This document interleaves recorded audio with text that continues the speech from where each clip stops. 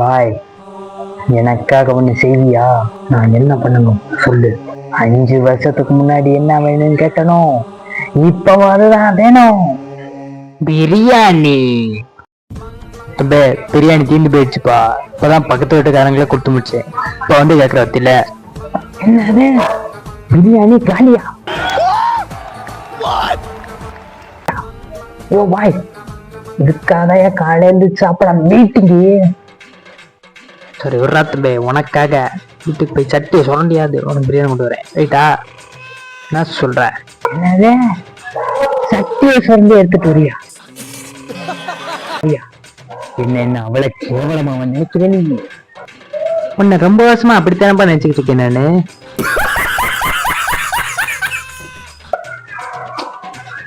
சரி விட, ரைட் விட. எப்ப கொண்டு வர? 1/2 மணி நேரத்துல அங்க இருப்பேன்.